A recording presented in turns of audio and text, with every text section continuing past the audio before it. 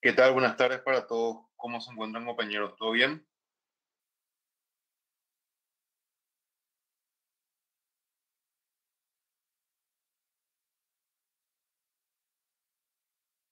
Me alegro mucho, che. Sobre todo ahora por la situación tan delicada que estamos pasando en nuestro país. Siempre no mantener, digamos que la frente en alto y estar con ganas, meterle fuerza a pesar de todo, ¿verdad? Realmente está muy delicado el tema ahora mismo en Paraguay, con el tema del gobierno, con el tema del COVID. Cada vez estamos peor, sinceramente. Y bueno, ahora nos quieren poner en cuarentena total, aparentemente fase cero a partir del jueves. Está falta la firma, nomás tengo entendido, para que eso se apruebe, pero es la recomendación médica. Así que vamos a ver qué pasa con este tema. Está muy, muy delicado. Bueno, muy bien. Vamos a ver primero entonces la clase que corresponde al día de hoy. Y después, una clase corta nomás, solamente sobre cáncer de colon, ¿sí? Y después vamos a tener la entrega. Van a tener 1 hora de tiempo en total para realizar la entrega y para subir la entrega, ¿ok? Más tiempo que eso no, yo considero que 1 hora está más que suficiente, ¿sí? Así que vamos a manejarnos de esa manera. 1 hora de tiempo y suficiente, les repito, para poder desarrollar la entrega durante, digamos, todo ese periodo, ¿ok? Bueno, entonces ya saben cómo nos vamos a estar manejando en el día de hoy. ¿Alguna consulta que quieran hacer? No sé si es necesario que esté la prueba diagnóstica para que ustedes puedan hacer la entrega. Hasta donde yo sé, no es necesario. Tengo entendido que es algo totalmente aparte. Puedo estar equivocado totalmente también, ¿verdad? Pero dice, creo que sí, Isabelle. Bueno, yo les había ya dicho que hicieran la prueba diagnóstica la semana pasada. Es una tontería, compañeros. Pues te juro que les lleva ni 2 segundos, no les lleva a hacer eso. Sí, así que suban nomás ahora, pongan cualquier estupidez, ni realmente en el examen de hoy, eso sí es lo que importa, ¿ok?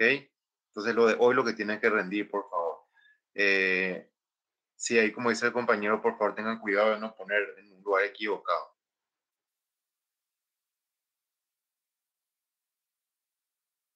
¿Está bien? Bueno, entonces ahí mientras en la clase pueden aprovechar para subir, les repito, les va a llevar muy, muy poco tiempo hacerlo, realmente, muy, muy poco tiempo.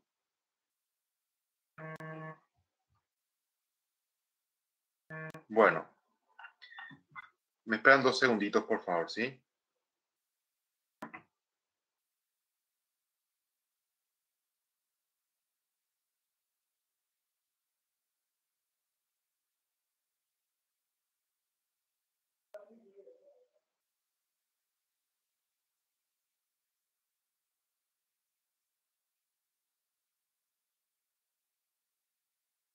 Bueno, comenzamos entonces, ¿sí?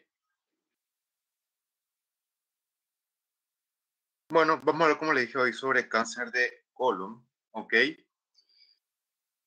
Recordando que por lejos, pero les cuento que la diferencia es monumental, ¿verdad? Por lejos, el tipo más frecuente de cáncer de colon es el adenocarcinoma. Hablamos de un porcentaje de más o menos alrededor del 95, para que ustedes se hagan una idea. 95% de todos los cáncer de colon van a ser adenocarcinomas, ¿ok? Además de eso, el adenocarcinoma colon es el tipo de cáncer más frecuente del tubo digestivo. Otra cosa también a tener en cuenta, ¿sí? En la gran mayoría de los casos se presenta en pacientes relativamente mayores, más o menos en promedio entre los 60, 80 años de edad aproximadamente, ¿ok? Y eh, es raro ver, y bastante raro realmente ver antes, digamos, de ese periodo de tiempo, ¿sí? Sin embargo, algunos síndromes, como por ejemplo la poliposis colónica familiar que ya vimos anteriormente, el síndrome de Lynch, también es importante tenerlo en cuenta dentro de este contexto, corresponden a enfermedades hereditarias que pueden hacer de que uno tenga cáncer de colon, inclusive a edades tan tempranas como los 20 y tantos años, inclusive algunos antes de los 20 años también. ¿Ok? Ahora, para cuando hablamos nosotros específicamente del tipo de adenocarcinoma más bien adquirido, no el genético, no el hereditario, tenemos en cuenta diferentes factores de riesgo, sobre todo la dieta, ¿ok? La dieta, mientras más rica sea en grasas y carbohidratos y menos rica en fibras, constituye un factor de riesgo muy importante para desarrollo posterior de cáncer de colon. Por un motivo sencillo. Mientras más grasas, mientras más carbohidratos uno come y menos fibras come, vamos a tener un tránsito intestinal más lento. Y si tenemos un tránsito intestinal más lento, vamos a estar durante más tiempo en contacto con la flora bacteriana intestinal. ¿A qué lleva eso? Sencillamente a que esas bacterias en contacto con la mucosa del intestino, por diferentes procesos de fermentación, etcétera, puedan provocar mutaciones a este nivel. ¿Ok? Y se considera, les repito, la dieta el factor de riesgo más importante para posterior desarrollo de cáncer de colon en los pacientes. Me refiero, les repito, a lo que sería la variante o la variedad adquirida, ¿ok? De cáncer de colon. Bueno, muy bien.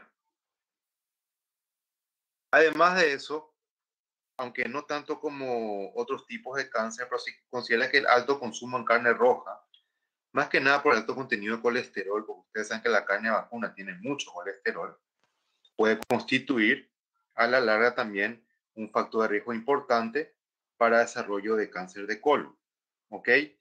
Otra cosa más que tienen que tener muy en cuenta ustedes para el desarrollo posterior de este tipo de cáncer, les repito, muy frecuente y que con mucha frecuencia, digamos, constituye causa de muerte en pacientes, ¿sí? Priscila está llorando. ¿Por qué, Priscila? ¿Pasó algo? ¿Tuviste problema con el examen o por lo que estoy diciendo de cáncer de colon? Es tu pregunta.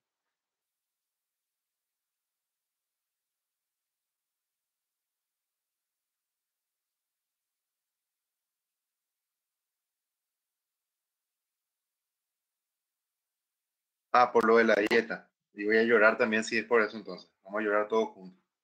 Bueno, muy bien.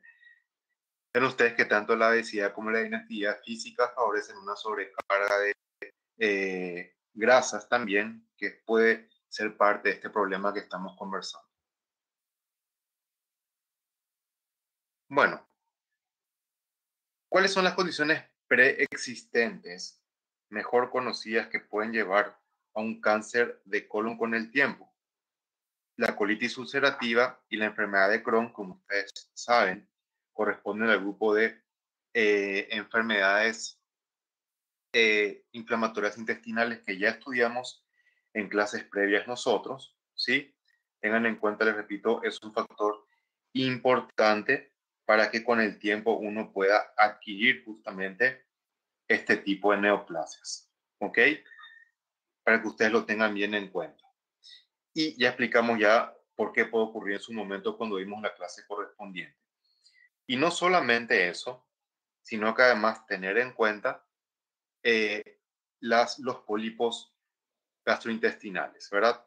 Ya sean de tipo adenomatosos, ya sean del tipo, eh, digamos, cerrados, que estudiamos ya en clases anteriores en su momento. Todos ellos potencialmente pueden constituir un factor de riesgo para desarrollo posterior de cáncer.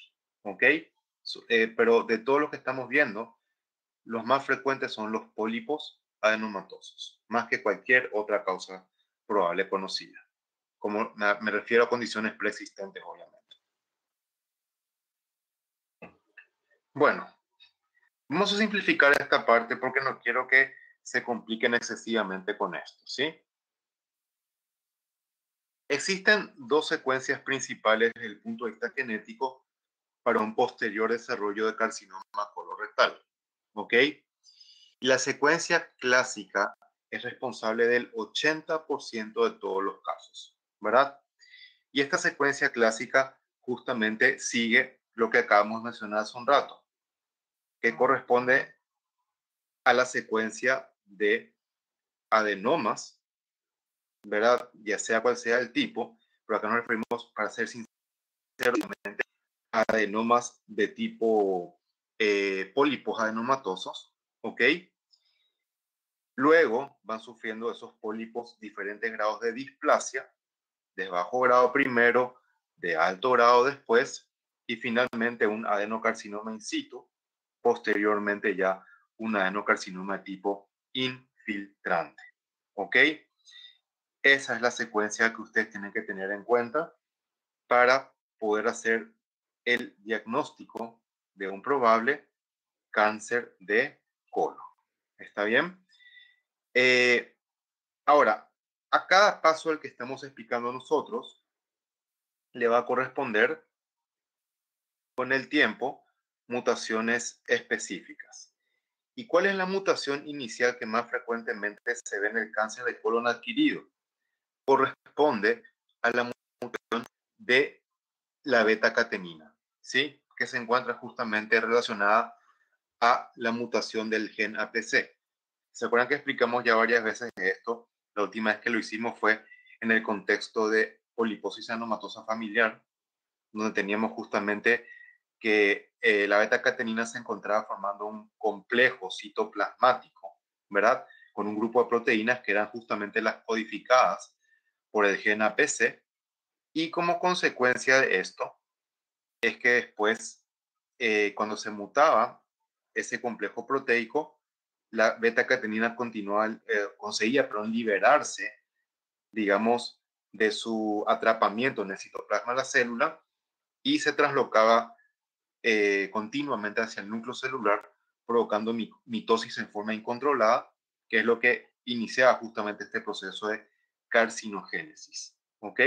Es así como entonces, inicialmente, para que ustedes entiendan, es que se termina formando el cáncer de colon. ¿Ok? Y después van apareciendo otras mutaciones como mutaciones del tipo KRAS, mutaciones del P53, ya cuando el tumor se hace invasivo y más agresivo. Inclusive más adelante pueden haber inclusive pérdida de la telomerasa, que ustedes recuerden, hacen que los cromosomas no se acorten y las células sean básicamente inmortales. Lo explicamos en su momento también. Tienen que tenerlo en cuenta, tienen que tener en cuenta todo esto que estamos conversando ahora mismo también. Perfecto, muy bien.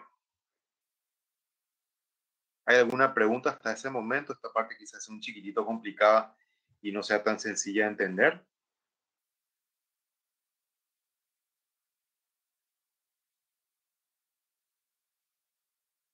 Aparte de la dieta, que la compañera está muy preocupada, ¿alguna otra pregunta? Entonces les repito la secuencia. Formación de pólipos adenomatosos con diferentes grados de displasia, de bajo grado inicialmente, de alto grado posteriormente, que finalmente van a llevar a que se forme un carcinoma infiltrante, con las mutaciones que mencionamos que van apareciendo en esa secuencia, ¿sí?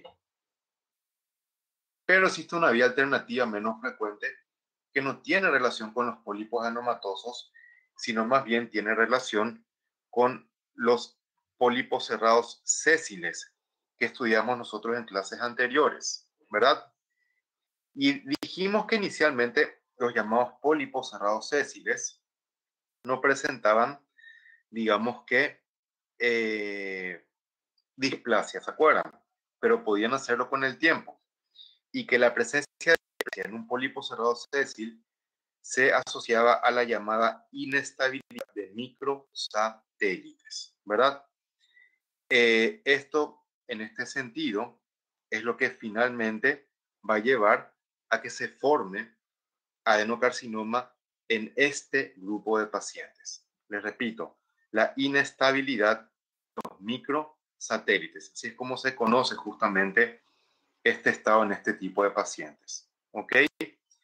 Eso lleva a mutaciones progresivas del pólipo cerrado sésil y finalmente a un adenocarcinoma tipo infiltrativo. Tengan en cuenta que, en base a lo que estamos mencionando nosotros, los diferentes tipos de pólipos adenomatosos, ¿ok? Ya sea adenoma tubular, adenoma túbulo velloso o adenoma velloso, van a formar sobre todo y más que nada cáncer en el lado izquierdo del colon, ¿ok? Pudiéndolo hacer en cualquier parte. Quiero hacer esa aclaración, porque cuando hablamos de adenocarcinoma de colon derivado de pólipos adenomatosos, esos pólipos pueden verse en cualquier parte del colon, solamente que lo hacen con una ligera mayor frecuencia en el colon izquierdo. Pero cuando tenemos adenocarcinomas derivados de un pólipo cerrado sésil, se ven más frecuentemente en el colon y mucho más frecuentemente en el colon derecho, ¿verdad? Por el origen justamente de los pólipos cerrados sésiles en esa parte del intestino grueso. Otra cosa más, que los adenocarcinomas derivados de pólipos cerrados sésiles suelen tener solamente ligero mejor pronóstico comparando con los adenocarcinomas originados de pólipos adenomatosos. Esas son cosas importantes que tienen que saber manejar bien. Bueno, macroscópicamente, el tipo de crecimiento del adenocarcinoma puede variar, ya sea que se origine del lado izquierdo o del lado derecho del colon, siendo los del lado derecho principalmente con un crecimiento exofítico o vegetante, y los del lado izquierdo principalmente con un crecimiento de tipo, digamos, infiltrativo difuso, ¿verdad? En este segundo caso, el adenocarcinoma que no va a tener mucho crecimiento hacia la luz, lo que hace es crecer siguiendo la circunferencia del intestino grueso, produciendo un engrosamiento a este nivel, con estenosis en esa zona, y eso va a hacer también de que la presentación clínica sea diferente cuando el cáncer está del lado derecho que del lado izquierdo. Y les explico. Cuando tenemos adenocarcinoma del lado derecho, los tumores que son vegetantes se ulceran con frecuencia, y al ulcerarse, obviamente, sangra. Entonces, ¿cómo se presentan típicamente pacientes con carcinoma del lado derecho del colon? Con hemorragia digestiva baja, ya sea evidente a simple vista o en un examen de sangre oculta en heces, ¿ok? Por otro lado, cuando se encuentra el tumor en el lado izquierdo, tiene carácter estenosante por el tipo de crecimiento que hace y no se ulcera con tanta frecuencia. Entonces, en ese sentido, ¿qué tipo de manifestación clínica van a tener aquellos pacientes con este tipo de crecimiento tumoral? Van a tener más bien una constipación, un estreñimiento por disminución del calibre o del diámetro del colon, ¿ok? Estos son los crecimientos más frecuentes en cada lado del colon. De ninguna manera es exclusivo. O sea, podemos tener un tumor vegetante en colon izquierdo, podemos tener también un tumor estenosante en el lado derecho. Solamente que les repito, sería menos frecuente. ¿Está bien? Bueno, vemos acá diferentes tipos de crecimiento macroscópico. En el lado izquierdo, disculpen, en el lado derecho de la imagen, noten ustedes cómo el crecimiento es más bien exofítico, inclusive mostrando úlcera. Les muestro en qué parte específicamente se ve perfectamente bien una úlcera, ¿sí? Que sería acá, esta es una úlcera tumoral. Los otros dos tumores de las imágenes del lado derecho son más bien exofíticos, ¿ok?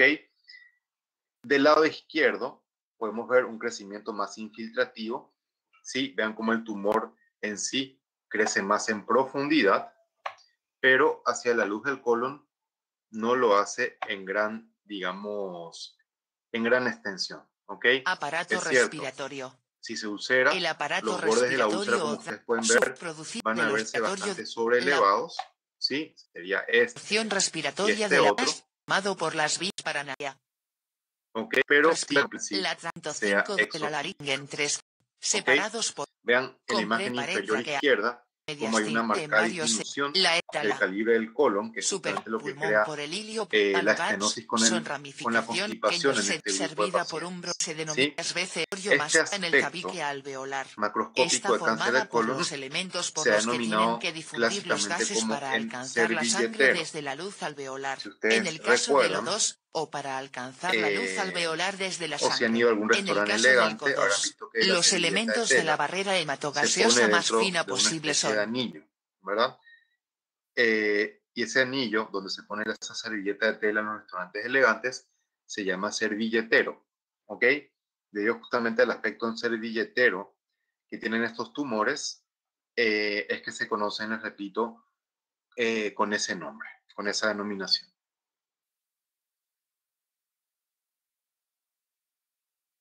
Bueno, microscópicamente hablando, la gran mayoría de los casos corresponden a adenocarcinomas clásicos. La estenosis es local o se expande, dice. ¿A qué te referís con que se expande? ¿Que se expande en sentido proximal y distal? ¿Esa es tu pregunta? ¿O en profundidad? Sí, o sea, de hecho se puede expandir en sentido proximal y en sentido distal, pero no lo hace, digamos, tan intensamente como si lo hace en profundidad. Estos tumores crecen, digamos, rodeando la circunferencia del tumor y en gran manera en profundidad. Y también pueden hacerlo en sentido proximal y distal, pero el efecto provocado por una extensión en sentido proximal y distal no es realmente importante desde el punto de vista clínico. Lo que sí es importante es que tan profundamente invaden este tipo de tumores. ¿Ok? Eso sí tiene que tener en cuenta. Bien. Aparte del adenocarcinoma clásico de tipo intestinal, de hecho parecido al tipo intestinal que se ve en el estómago, ¿sí?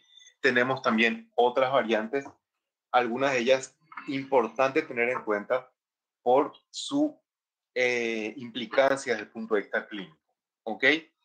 Por ejemplo, los adenocarcinomas con solo un anillo de sello se ven de manera similar al que se observa en estómago, al tipo difuso gástrico, solamente que en colon este tipo de crecimiento este tipo de variante histológica es mucho menos frecuente.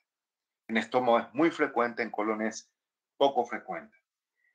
Hasta tal punto que si yo llego a ver en colon un adenocarcinoma con células en anillo de sello, antes de pensar que es un tumor primario de colon, debo de sospechar que no sea una metástasis que viene de estómago. ¿Ok? Eso es lo primero que tengo que descartar si tengo un tumor en colon con esta histología.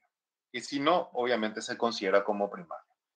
Al igual que su variante gástrica, cuando se ve este tumor en colon, también es considerado directamente un grado 3 o un pobremente diferenciado y tiene comportamiento más agresivo que la variante clásica. Luego tenemos los adenocarcinomas mucinosos.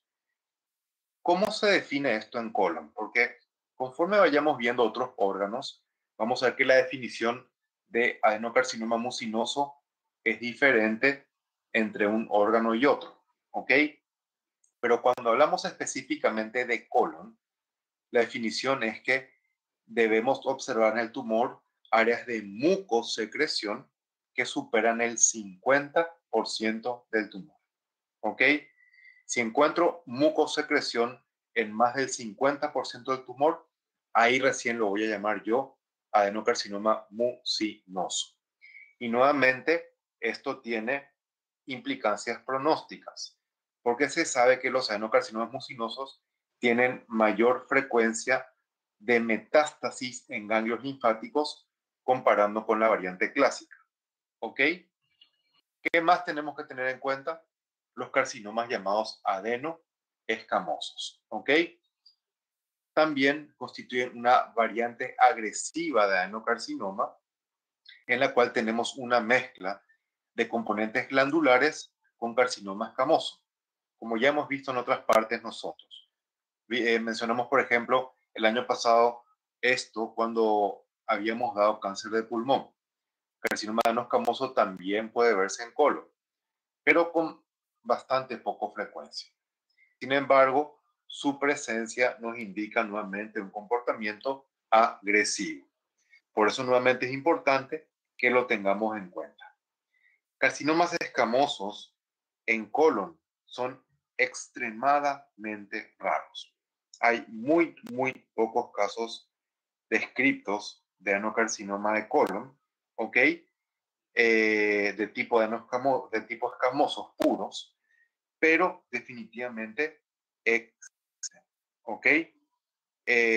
Yo en mi vida, hasta el momento, he visto un carcinoma escamoso de colon. En todos los años que vengo haciendo patología, desde mi residencia hasta ahora, que ya son en total, 16 años, no he visto nunca un carcinoma escamoso en colon, ¿ok?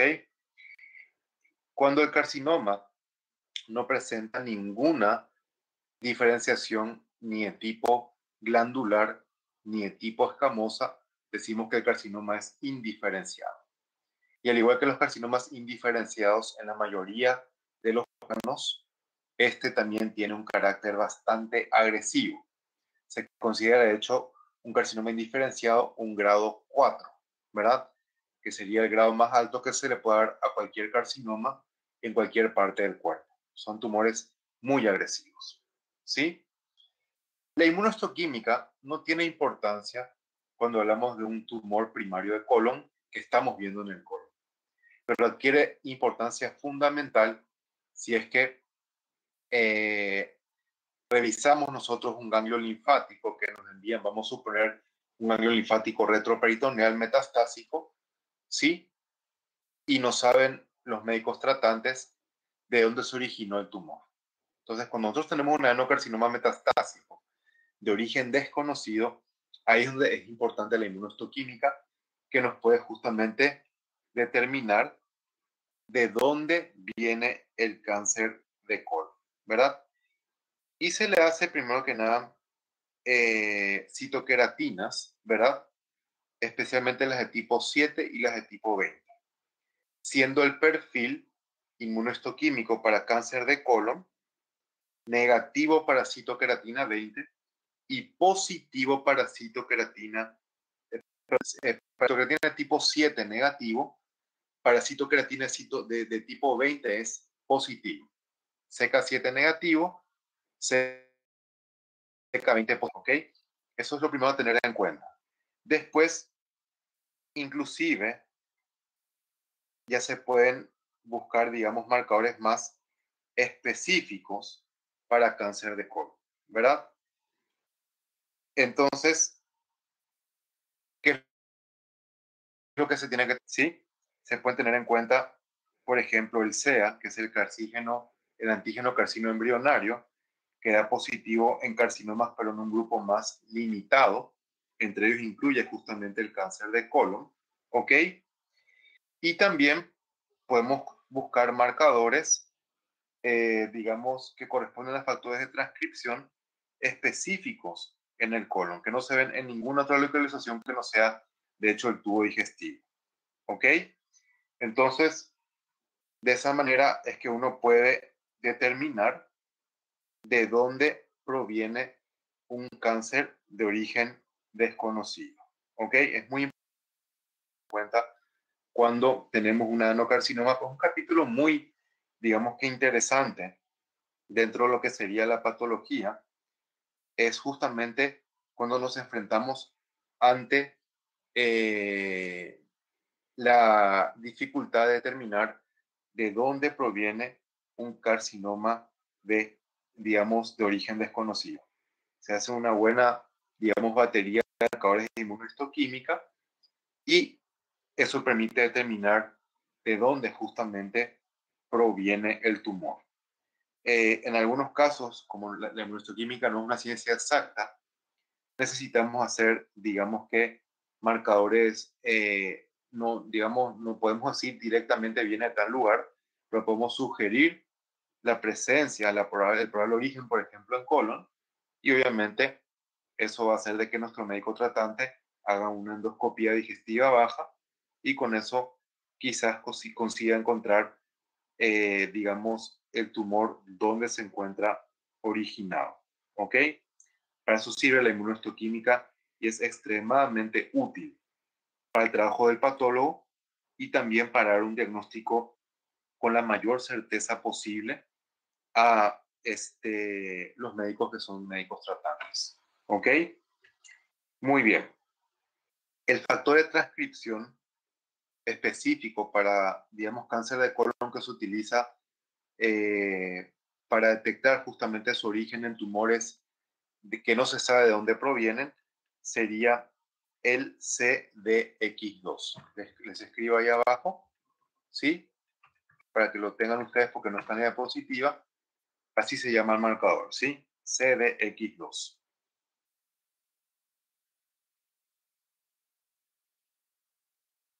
Bien. ¿Cómo se grada un adenocarcinoma de colon? Se hace de la forma convencional, que ya estudiamos, de hecho, nosotros cuando dimos en su momento, no sé si recuerdan o que también recuerdan, cuando dimos en su momento generalidades de neoplasias, ¿verdad? Se hacía en base al porcentaje de áreas sólidas tumorales, ¿ok? Si las áreas sólidas tumorales eran menor al 5%, se decía que era un grado 1. Si esas áreas sólidas estaban entre el 5 y el 50%, decíamos que era un grado 2. Cuando las áreas sólidas superan el 50%, directamente corresponde el tumor a un grado 3. ¿Ok? Entonces, ¿cómo se ven las áreas glandulares? Sencillamente como vemos acá en la imagen, ¿sí? Inclusive hasta cuando es un adenocarcinoma infiltrante, pueden verse todavía presentes las células caliciformes, como ustedes pueden notar aquí, lo cual me indica justamente que es un tipo intestinal el que estamos viendo acá. Pero en una sola imagen, obviamente, no podemos grabar el tumor. Tenemos que ver todo el tumor para estimar qué porcentaje de áreas sólidas se encuentra. Sí, acá vemos también un crecimiento de tipo glandular. Vamos a mostrar áreas sólidas en otra imagen para que ustedes entiendan cómo se tienen que, digamos, caracterizar. Bueno, es así como se ven las áreas sólidas, ¿sí? Sin ninguna formación de glándulas. Cuando estas áreas, como las que estamos viendo aquí, superan el 50% del tumor, es ahí cuando decimos que es pobremente diferenciado. ¿Ok? Tenemos que tener, repito, un porcentaje de estas zonas que superen el 50% de todo el tumor observado. Eso es importante grabar porque mientras más pobremente diferenciado el tumor, ustedes saben, es más agresivo también. Y esto corresponde a un adenocarcinoma mucinoso, que dijimos se define por la presencia de mucosecreción 50% del tumor. ¿Cuáles serían las áreas de mucosecreción en las imágenes? Este material así de tipo filamentoso, que muestra una ligera vasofilia entre las células epiteliales, eso es mucina, ¿verdad? Entonces, ese material mucinoso es el que tengo que ver yo, que supere el 50% del tumor, para llamarlo de tipo mucinoso. Como ya les dije, su importancia radica en el hecho que tiene una mayor frecuencia de metástasis en ganglios comparando con la variante clásica. ¿Ok? Esto también puede hacer de que el aspecto macroscópico del tumor varíe, porque mientras más mucina tenga el tumor, va a ser más blando a la palpación.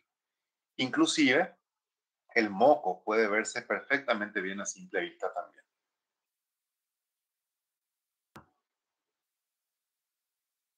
Bueno, y esta sería la variante con células en anillo de sello. Invariablemente, cuando este tipo de tumor se presenta en colon, va a serlo con un carácter estenosante de crecimiento.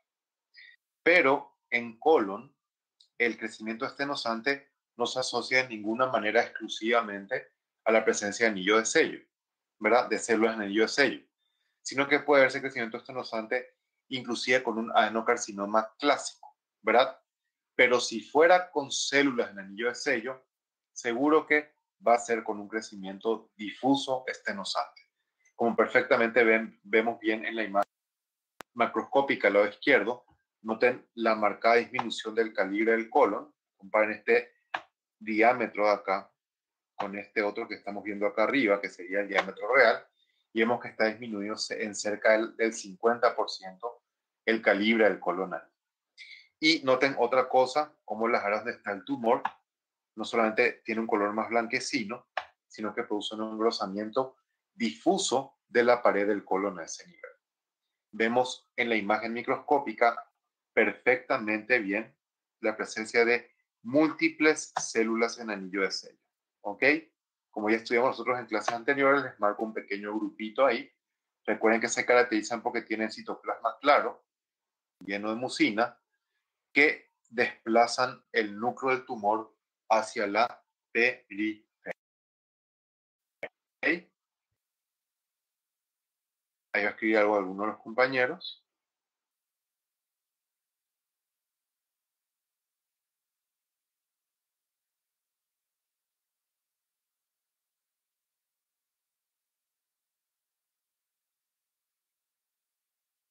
La gradación, gracias Alexander.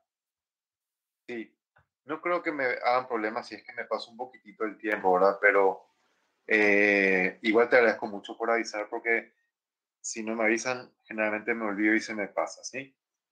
Muy bien.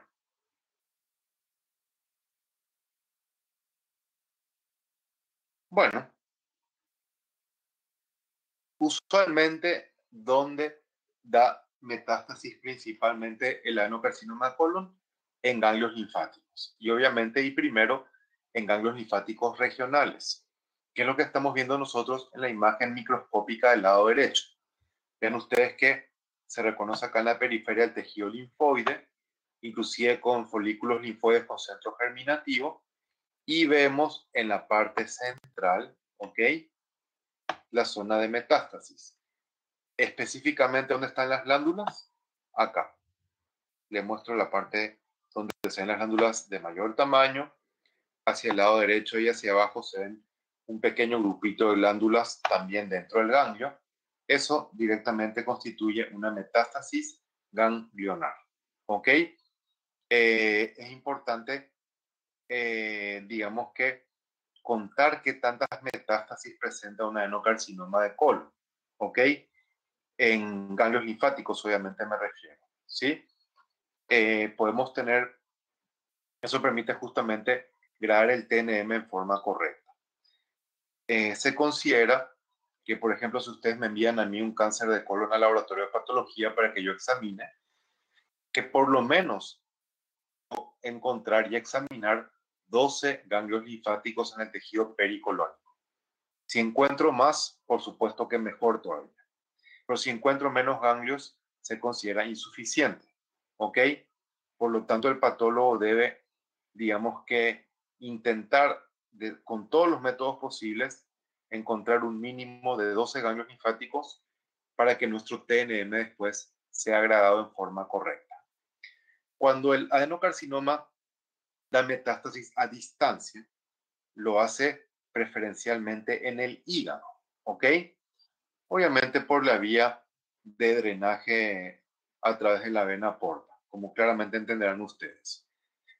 Pero también hace con frecuencia el cáncer de colon metástasis pulmonar, metástasis en tejido óseo y con menos frecuencia metástasis en el sistema nervioso central.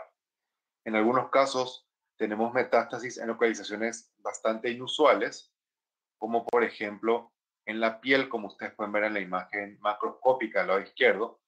Correspondió esto a un adenocarcinoma que hizo metástasis a nivel de la piel de la región malar de este paciente. Eso es raro en la práctica. Bueno, y como les dije, esta es la localización más frecuente de metástasis colónica, ¿verdad? Recuerden que cuando hay metástasis en hígado por parte de cualquier tipo de cáncer, no solamente cáncer de colon, en la mayor parte de los casos es multinodular, ¿verdad?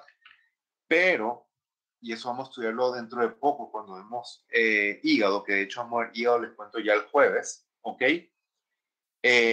Cuando tenemos una masa única tumoral en hígado, igual sigue siendo por frecuencia más probablemente una metástasis antes que un tumor primario, ¿verdad?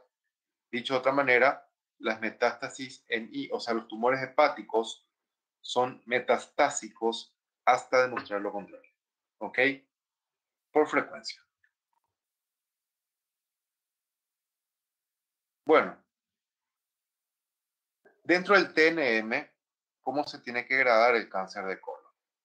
Primero que nada, vamos a considerar a un T1 cuando el tumor invade en profundidad como máximo hasta la submucosa, ¿ok? Como máximo, repito, hasta la submucosa. Decimos que es un T1. Y acá quiero mencionar algo que es muy, pero muy importante, ¿sí? Ustedes han de saber por histología que el colon en la mucosa no tiene ganglios linfáticos. No tiene, perdón, vasos linfáticos. ¿Qué significa esto? Que si tenemos un tumor o un cáncer de colon que solamente infiltra la mucosa, no tiene ningún potencial para dar metástasis en ganglios. Porque, repito, no tiene acceso a vasos linfáticos. Ahora, si el tumor llegara a la submucosa, donde sí hay vasos linfáticos, obviamente la posibilidad de que pueda haber metástasis en ganglios aumenta, pero no aumenta mucho, ¿sí? De hecho,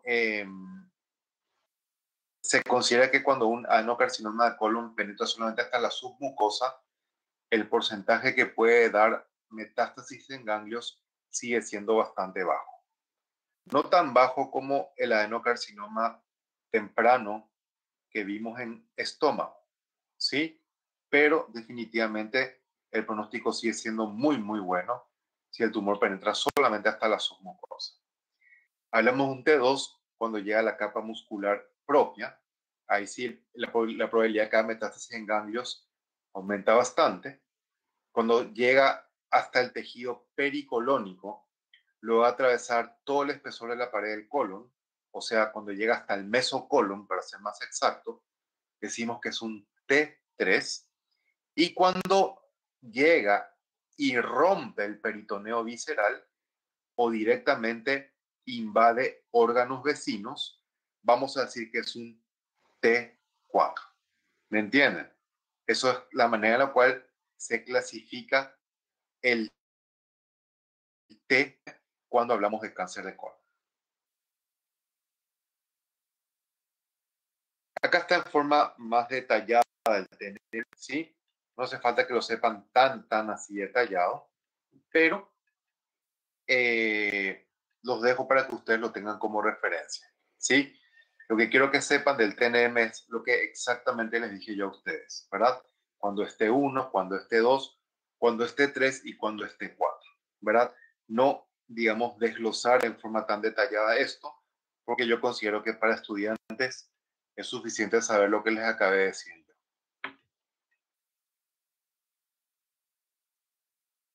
Bueno, esto es todo por la clase de cáncer de colon, compañeros, ¿sí? Dije que iba a ser una clase relativamente corta, porque era solamente sobre cáncer de colon.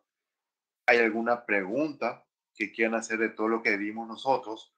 O cualquier otra pregunta relacionada inclusive a la entrega del día de hoy, o a lo que a ustedes se les ocurra preguntar. ¿Hay algo que quieran preguntar, gente?